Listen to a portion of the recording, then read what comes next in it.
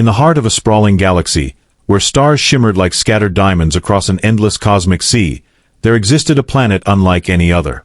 Its name was Xyura, a world cloaked in hues of violet and gold, with towering crystalline spires that reached toward the heavens as if trying to touch the stars themselves. This was no ordinary planet. It was home to the royal alien palace of the Xylorans, a civilization revered for their advanced technology and breathtaking beauty. The palace stood at the center of it all, a marvel of engineering and artistry combined.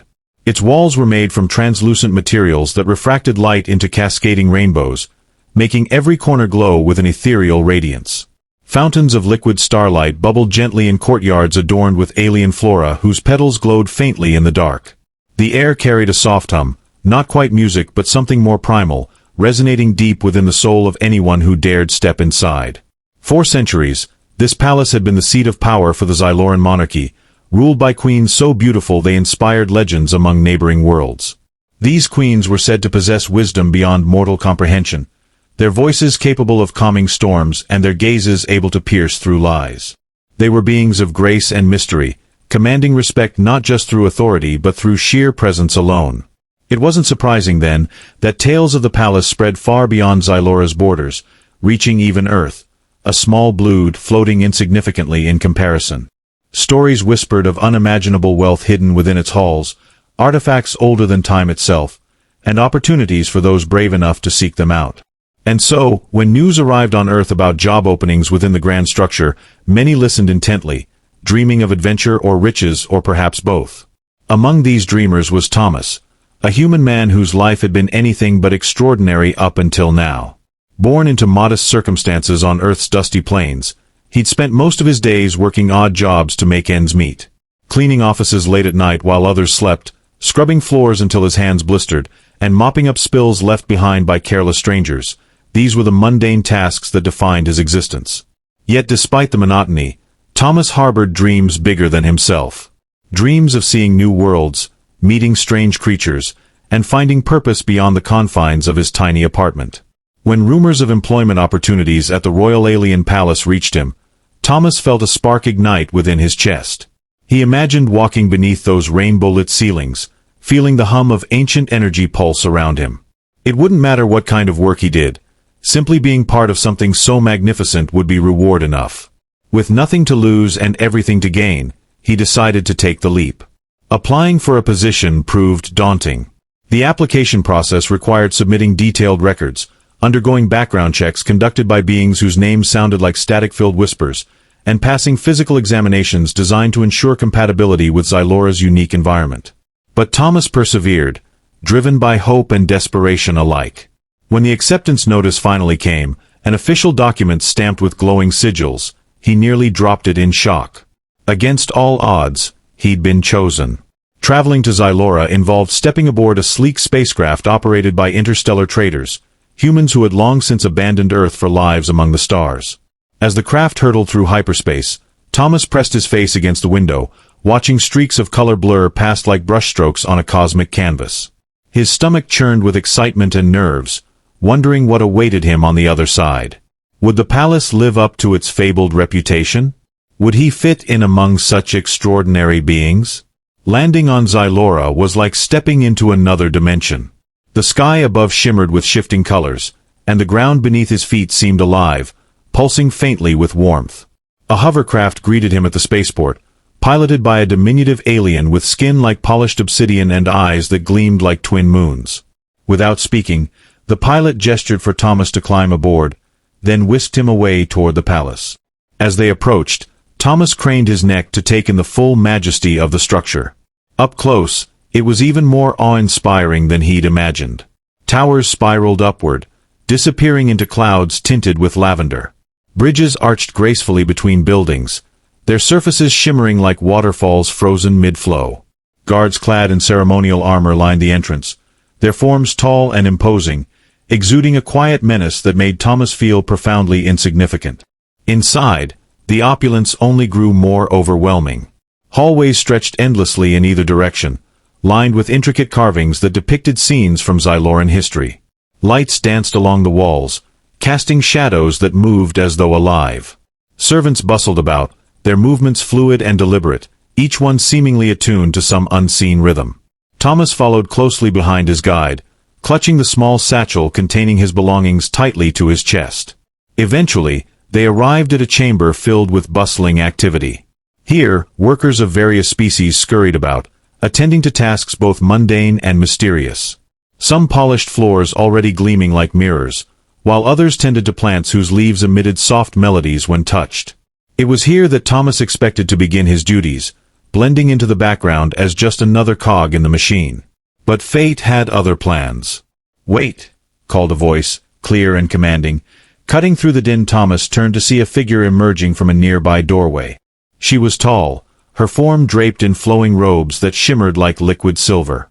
Her skin bore a faint iridescence, catching the light in ways that defied logic.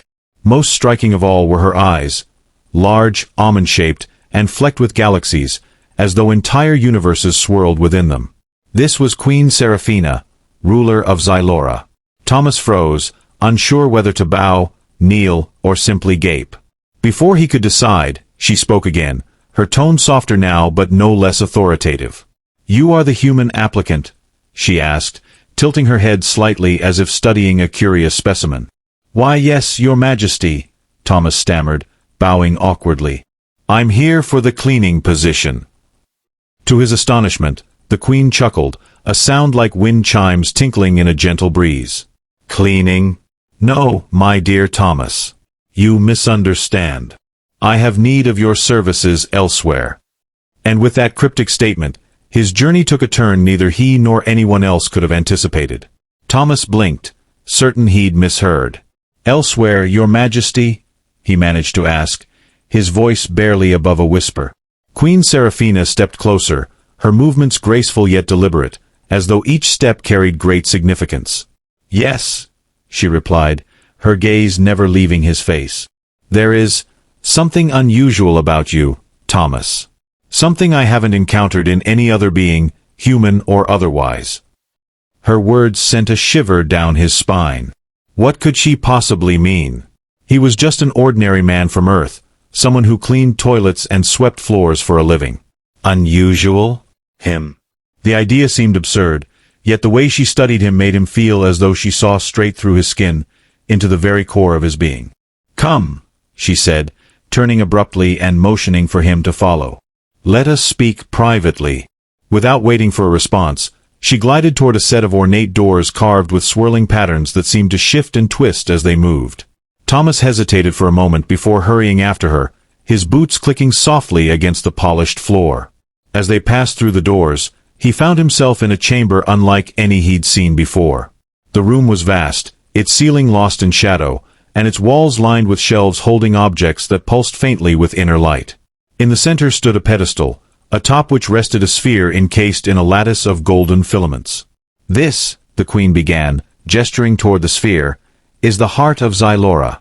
It is our most sacred artifact, a relic imbued with the essence of our people. For generations, it has guided us, protected us, and ensured our prosperity." She paused, her expression growing somber. "But lately, it has grown restless." "Restless?" Thomas echoed, unsure how to respond. She nodded, her gaze flickering back to the sphere. "Its energy fluctuates unpredictably. At times, it dims, as though mourning. Other times, it flares, almost angrily. Our scholars cannot explain it, nor can our priests soothe it. And then—" She turned to look at him again, her eyes piercing. "You arrived." A heavy silence settled over the room. Thomas swallowed hard, his mind racing. What did she expect him to do? Touch it? Talk to it? He wasn't special. He was just a guy who happened to stumble into this alien wonderland. Surely, she had misunderstood something. "Your Majesty," he ventured cautiously, "I don't understand. Why would I be able to help? I'm not magical or wise or anything like that." Seraphina smiled faintly, though there was a sadness in her expression that tugged at his heart. "Magic is not always what we think it is, Thomas.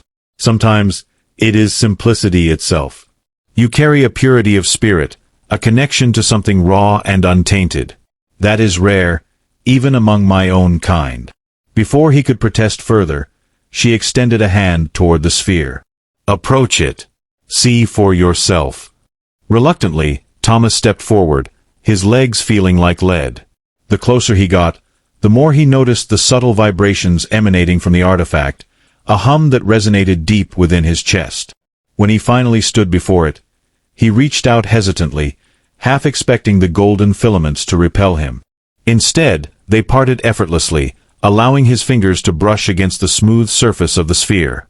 The moment he touched it, a surge of energy coursed through him, so intense that he staggered back, gasping. Images flooded his mind, visions of distant stars collapsing into black holes, oceans boiling under twin suns, forests blooming and dying in the blink of an eye. But amid the chaos, there was also clarity, a sense of understanding that transcended language or thought. He saw glimpses of the Xylorans' history, their struggles, their triumphs, and their fears. And woven throughout it all was a thread of longing, a yearning for something lost or unattainable. When the visions subsided, Thomas found himself on his knees, trembling. The Queen knelt beside him, her expression unreadable. "What did you see?" she asked softly. I don't know how to describe it," he admitted, his voice shaky. "It was like the universe speaking to me. Sadness, joy, fear, all mixed together. And—" He hesitated, unsure if he should say it. "Feels broken, somehow. Like it's searching for something." Serafina's eyes widened ever so slightly, and for the first time, Thomas thought he saw a flicker of hope in them. "Broken," she murmured, almost to herself. "Yes, perhaps that is the word." Rising to her feet, she extended a hand to help him up. "Thomas, I believe you may hold the key to restoring balance to the heart. Perhaps not today or tomorrow, but soon. Until then, you will remain here, under my protection, and assist me in unraveling this mystery." He stared at her, overwhelmed by the weight of her words. Assist her? Him? A nobody from Earth? It sounded impossible, yet the sincerity in her voice left no room for doubt. Whatever role fate had assigned him, he couldn't refuse, not when the Queen herself placed such faith in him. As the days turned into weeks, Thomas found himself navigating a world far removed from anything he'd ever known. His initial awe at the palace's splendor gave way to a deeper appreciation for its complexities. Each corridor told stories etched in stone and light, each servant moved with purpose, and every corner seemed alive with secrets waiting to be uncovered. Yet amidst this grandeur, Thomas struggled to find his footing. The Queen kept him close, assigning him quarters near her private chambers, a privilege that drew curious glances from the palace staff. Meals were served promptly, prepared by chefs whose culinary creations tasted like nothing he'd ever experienced. Sweetness without sugar, heat without spice, textures that dissolved on his tongue like whispers. Despite the luxury, eating often felt like a solitary ritual. Few dared approach him, and those who did exchanged pleasantries tinged with wariness. Was he truly trusted, or merely tolerated because of the Queen's favor? His daily routine became a blend of observation and instruction. Queen Serafina summoned him frequently, guiding him through rituals designed to deepen his connection to the heart of Xylura. These sessions took place in dimly lit chambers filled with incense that smelled like rain-soaked earth. She taught him to meditate, focusing on the hum of the artifact until it resonated within his own body. At first, the practice frustrated him. His mind wandered constantly, pulled back to thoughts of home, doubts about his abilities, and the strangeness of his new reality. But slowly, he began to feel it, the faint thrumming beneath his ribs, aligning with the artifact's pulse. "You're learning," Serafina remarked one evening, her voice warm with approval. "Few can achieve resonance so quickly." Her praise buoyed him, but it also heightened his awareness of the stakes. This wasn't just about him, it was about Xylura itself. The weight of responsibility pressed heavily on his shoulders, especially during moments when the heart flared unpredictably. On one such occasion, a sudden burst of energy sent tremors rippling through the palace. Shelves toppled, lights flickered, and panicked servants scrambled to secure fragile artifacts. Thomas stood frozen, guilt gnawing at him. Had he done something wrong? Could he have prevented it? "Stay calm," Serafina instructed, placing a reassuring hand on his arm. The heart reacts to emotion, yours included. Fear will only amplify its instability. Her touch grounded him, though it also stirred feelings he hadn't anticipated. There was a kindness in her demeanor, a gentleness that contrasted sharply with her regal bearing. Over time, their interactions grew less formal, marked by shared laughter over misunderstandings and quiet conversations about their respective worlds. He learned of her burdens as queen, her duty to uphold traditions while navigating the challenges of a changing galaxy. In turn, he spoke of Earth, painting vivid pictures of bustling cities, serene countrysides, and the simple joys of human life. Their bond deepened, becoming something neither fully understood but both cherished. Yet not everyone viewed their closeness favorably. Whispers traveled through the palace like smoke, curling around corners and slipping beneath doors. Some believed Thomas's presence risky, even dangerous. Others dismissed him outright, unable to reconcile his humble origins with the Queen's trust. Among the dissenters was Commander Valor, leader of the palace guard. Tall and imposing, with skin like burnished bronze and eyes like molten amber, Valor regarded Thomas with thinly veiled disdain. "He is unfit for this task," Valor declared during a council meeting Thomas attended reluctantly. "An outsider, untrained in our ways, cannot comprehend the gravity of what we face." Serafina responded calmly, her tone firm but measured. "Commander, his unique perspective may be precisely what we need. Do not underestimate him, or me."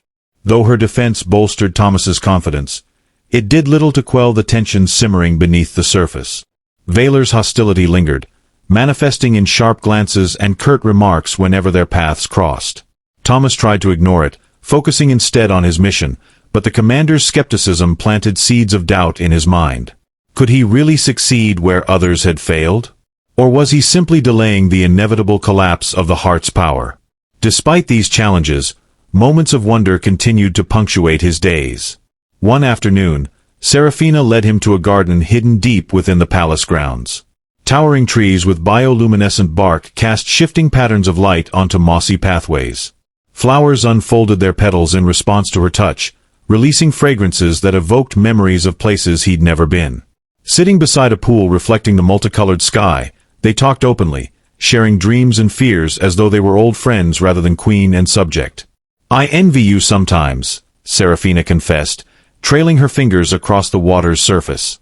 "Your freedom, your ability to choose your path. Here, every decision I make carries consequences for millions."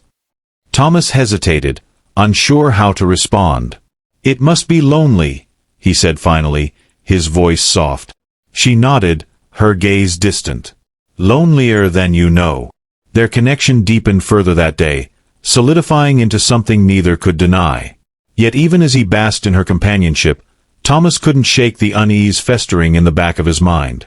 The heart's fluctuations grew more frequent, its energy increasingly erratic. And somewhere in the shadows, Valor watched, waiting for the moment when Thomas's limitations would become undeniable. Night fell over the palace, casting elongated shadows that danced along the crystalline walls. Thomas sat alone in his quarters, staring at the glowing orb suspended above his bed, a gift from the Queen meant to mimic Earth's moon. Despite its comforting presence, sleep eluded him. His thoughts churned relentlessly, replaying the day's events and the mounting pressure of his role. The heart's instability weighed heavily on his conscience, as did the growing divide between those who supported him and those who doubted his worth.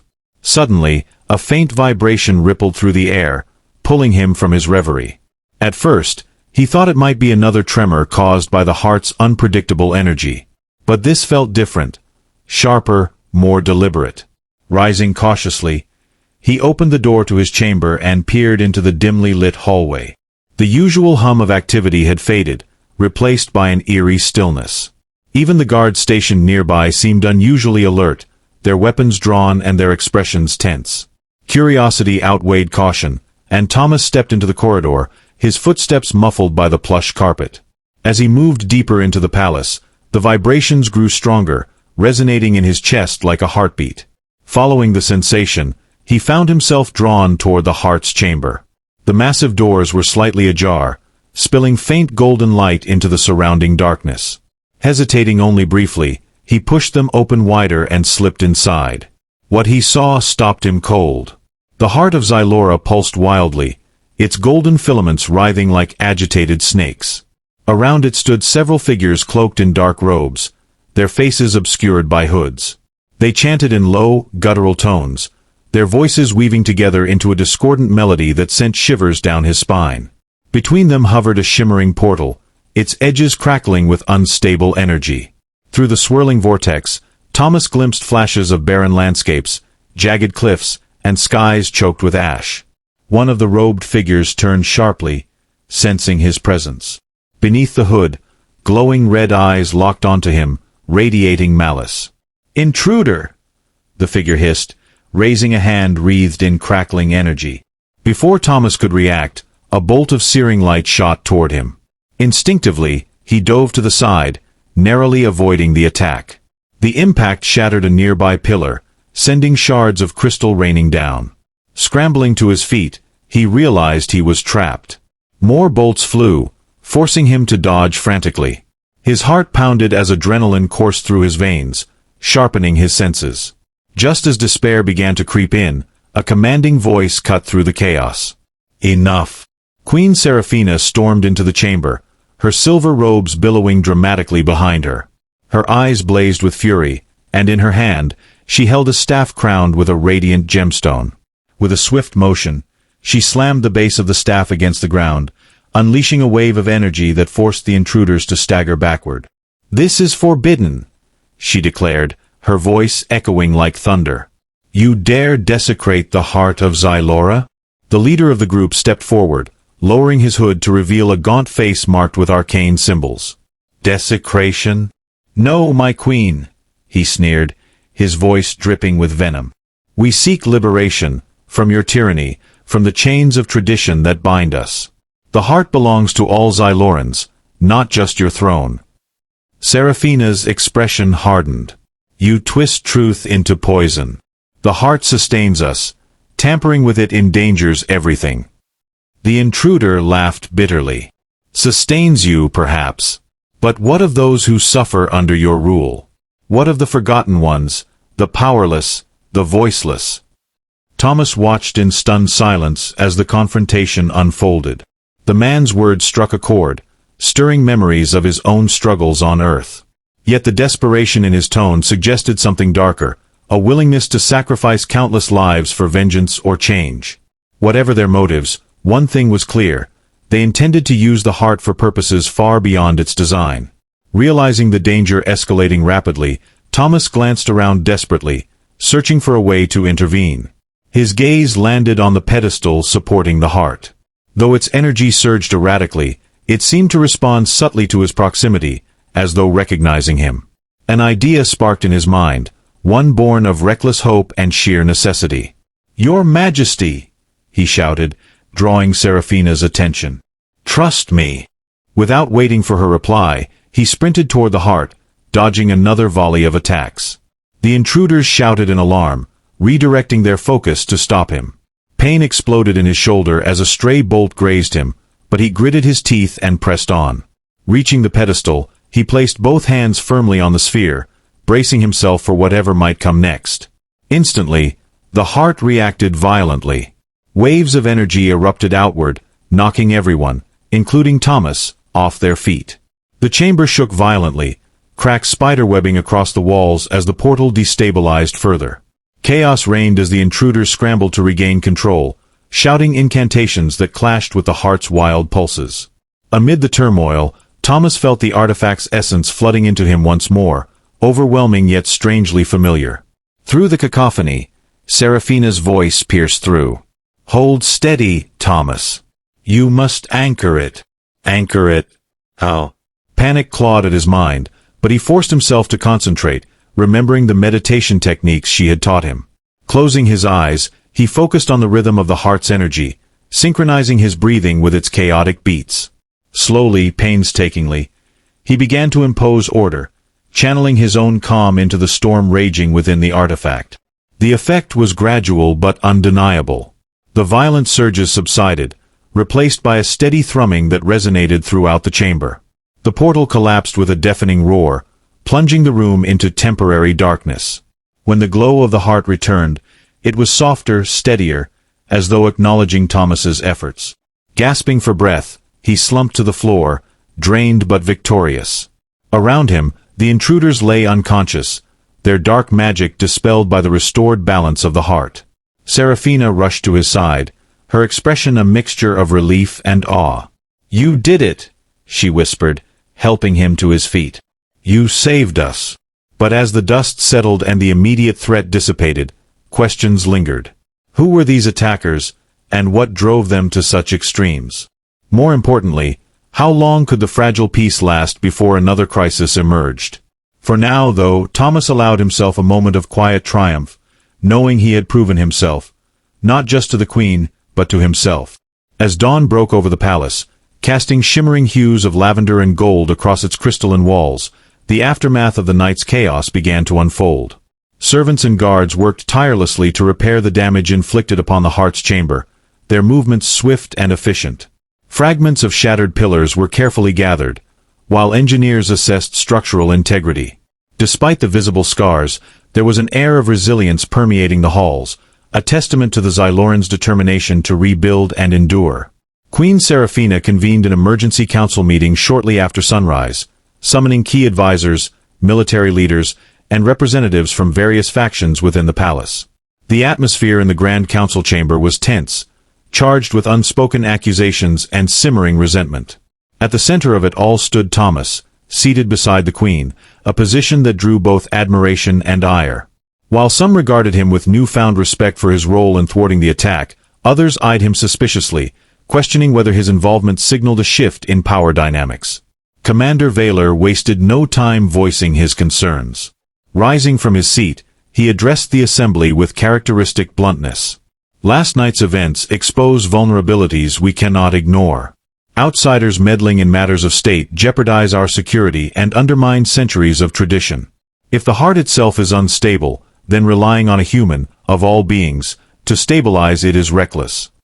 His words sparked murmurs of agreement among certain members of the council, particularly those aligned with conservative factions resistant to change.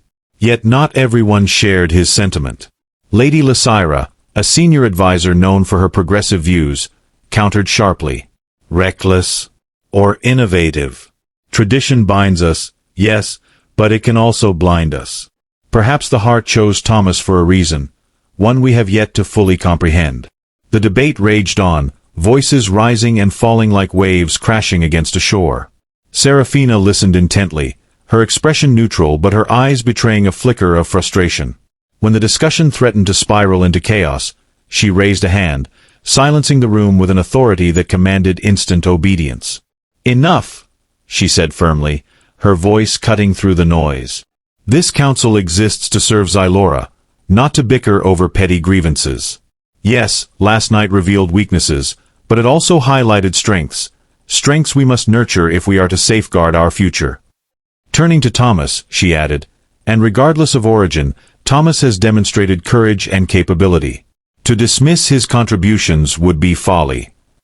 Her declaration elicited nods of approval from some, though others remained unconvinced. Valor clenched his jaw but said nothing further, retreating into brooding silence. It was clear the rift between traditionalists and reformists ran deep, and reconciling these opposing forces would require more than mere diplomacy. Meanwhile, Thomas grappled with his own internal conflict. Having played a pivotal role in averting disaster brought a fleeting sense of accomplishment, but it also underscored the enormity of the task ahead.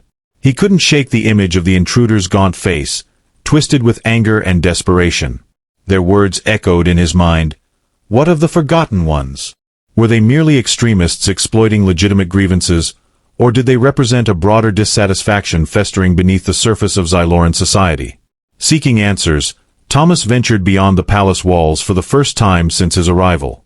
Accompanied by a small escort of guards, he explored the outskirts of the capital city, where towering spires gave way to modest dwellings and bustling marketplaces. Here, life unfolded at a slower pace, untouched by the opulence of the royal domain. Vendors hawked exotic goods, children played amidst stalls laden with vibrant fruits, and artisans crafted intricate wares using tools passed down through generations. Yet beneath the vibrancy lay signs of struggle. Many residents wore threadbare clothing, their faces etched with fatigue. Conversations overheard revealed complaints about rising taxes, dwindling resources, and limited access to advancements enjoyed by elites within the palace.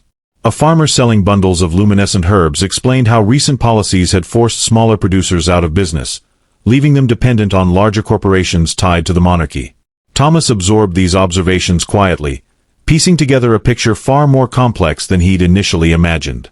Xylora's beauty masked underlying tensions, economic disparities, social hierarchies, and cultural divides that threatened to fracture its unity. And while the queen undoubtedly cared for her people, her position insulated her from the harsh realities faced by many. Returning to the palace, Thomas resolved to share his findings with Serafina. During a private audience later that evening, he recounted his experiences, highlighting both the charm and challenges of life outside the palace gates. "Your Majesty," he concluded earnestly, "if we're to protect the heart, and by extension Xylora, we must address these issues. Ignoring them risks alienating those who feel unheard." Serafina listened attentively, her expression thoughtful.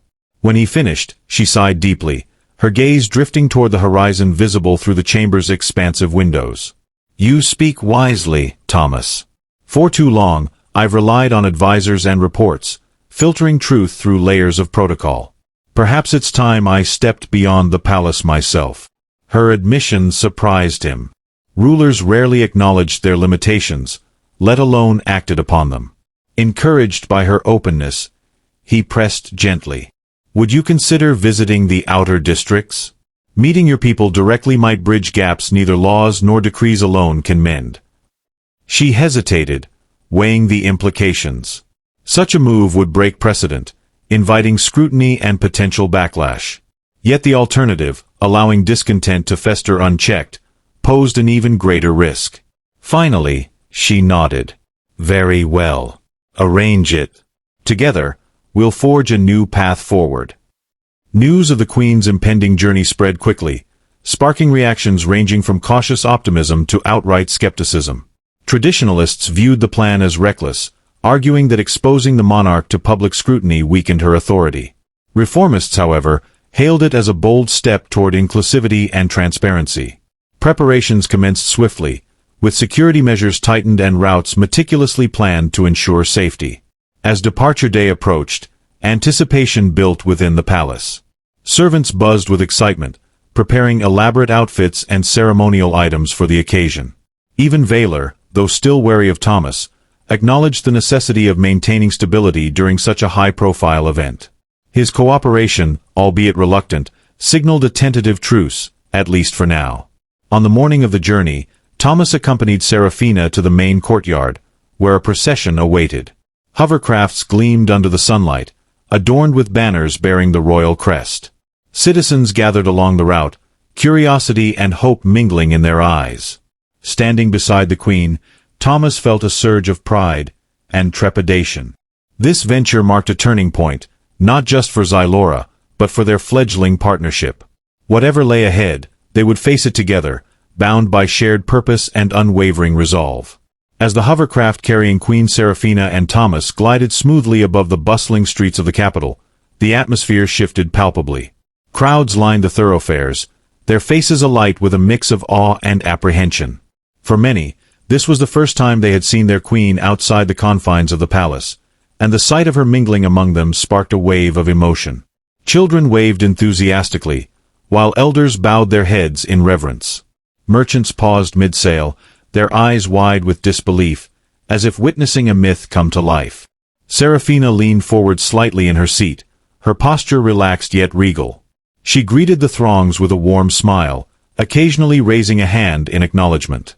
Beside her, Thomas observed the scene with a mixture of fascination and anxiety.